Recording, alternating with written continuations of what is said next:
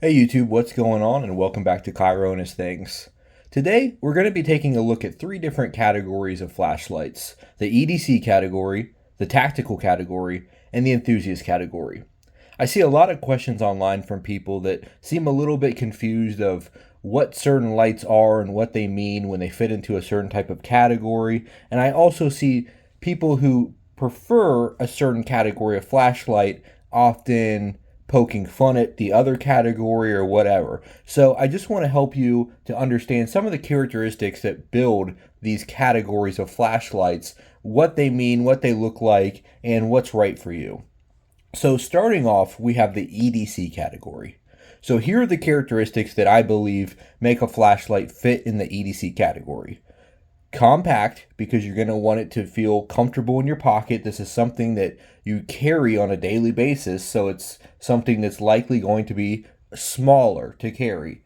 Also, usually a very floody or neutral beam. This is not something that you usually use for a specific purpose, but it needs to be an all-around beam that you're using. So a floody or neutral beam.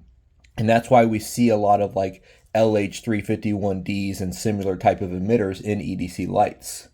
Additionally, a simple user interface, because usually these are lights that are pushed out for people that aren't necessarily deep into the flashlight hobby, but just want a good everyday carry light. Usually it's either just got a low, medium, high mode or something like that, a really simple user interface, often referred to as a Muggle UI. So that's kind of the basic characteristics of what makes an EDC light, in my opinion.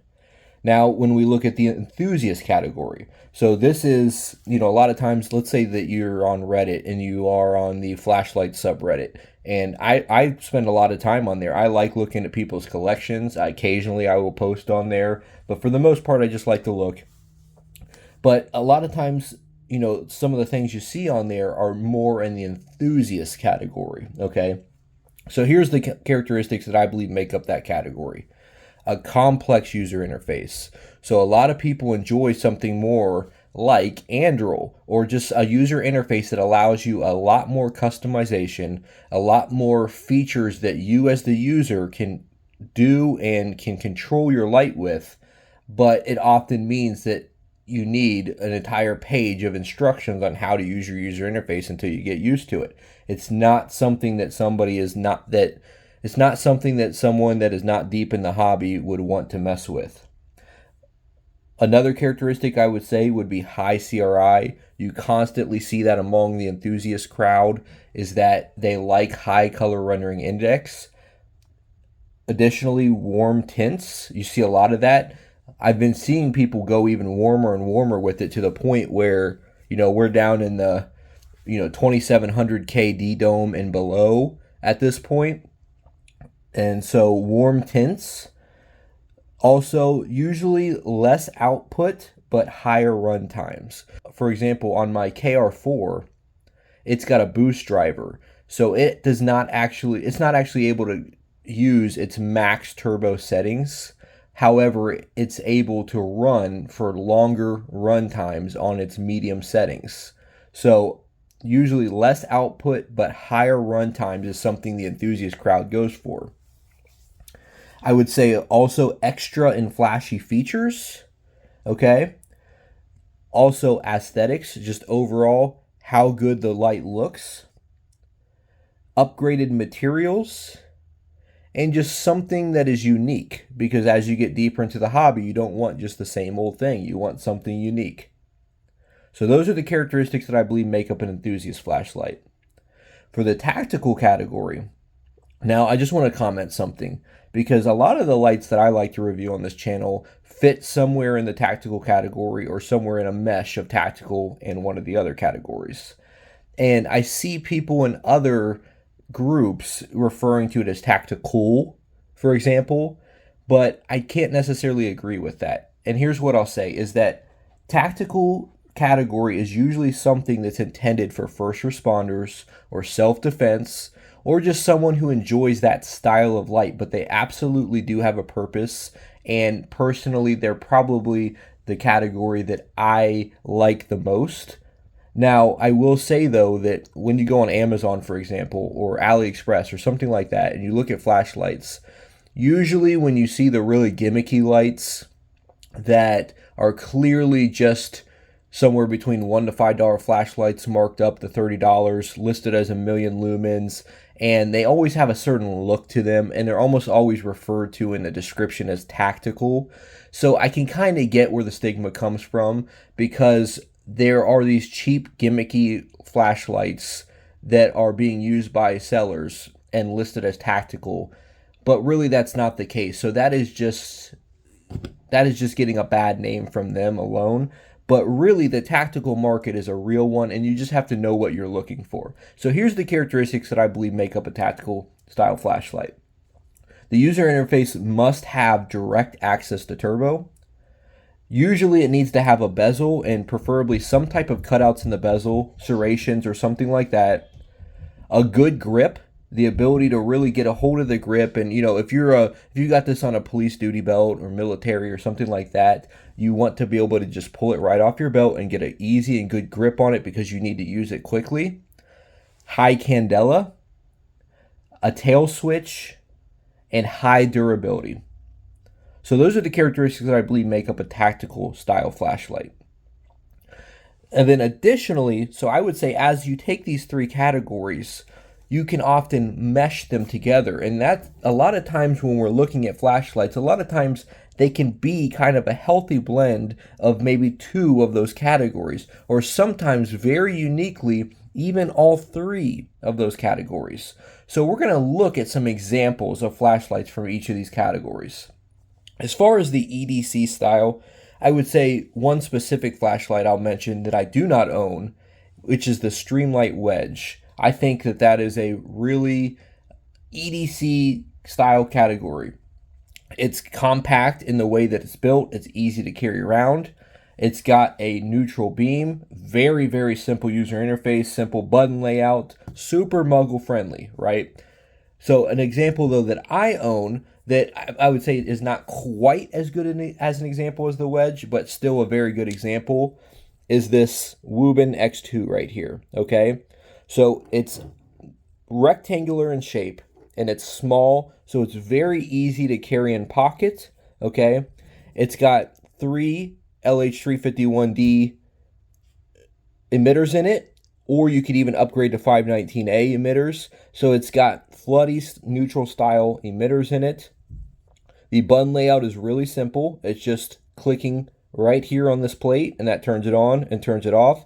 The user interface is super simple. You click, and you can rotate between low, medium, high, double click for turbo, and that's it. So really, really simple user interface, okay? There's nothing overly special. There's no extra features. There's nothing that to make this light, specific to like Enthusiast or specific to tactical. This was built to be a good EDC light, and I think it's great at doing that, okay?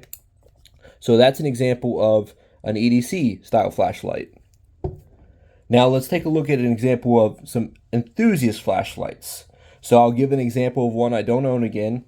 So the MSR DT8, okay? That is a flashlight that I think really highlights the characteristics of an Enthusiast flashlight, if you want to look that up. I don't personally own it, but I will give you an example that I think can come kind of close, and that is the Firefly Light EO7, or if you were to get it today, you'd be probably looking at the EO7X, okay?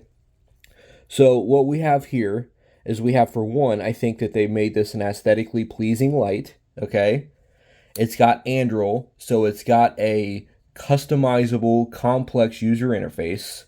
It's got 7 519A emitters in there that are all de-domed. So we are looking at a warmer tint. We're looking at high CRI, okay? It's also got a upgraded driver in it that allows it to get better run times, okay? And I just think overall, it's got auxiliary lights. Well, it's got a auxiliary light. It turns blue when you turn the auxiliary light on. And, it's got like just some premium materials here between the bezel and just what they use for materials. Really, really strong magnet, by the way. But so it's got a little bit of extra and flashy features. It's aesthetically pleasing. It's got upgraded materials. overall, it's something unique. This isn't something that everybody's going to pull out of their pocket when you ask them for a flashlight, right? So this is something a bit different. It's a bit unique, and I think it fits in that enthusiast category, okay? Now on to something that I think fits specifically in the tactical category. And so we're going to look right here, and I just recently reviewed this, and that is this Brynite PT16, okay? So what we have here is we have direct access to turbo, direct access to strobe, okay? It's not concerned whatsoever about being compact or being nice for EDC friendly. It's really just meant for tactical purpose. So it's something that you get a great grip on with that ring right there, okay? And it's also got a nice grip on the tube as well. It's got a cutout bezel, a big one. It's got a deep SFT40 emitter in there, which allows it to have a very throwy and extremely high candela beam at almost 100,000 candela, okay? Also, it's just a very durable feeling light. I think that you could drop this over and over and it would be just fine. So I think that this fits well in that tactical category, okay? So there are lights that are really great for each of these categories. I don't think that you're looking at something necessarily gimmicky in any of them. You just have to know what you're looking for, and I think that each of these categories of flashlights can be appreciated.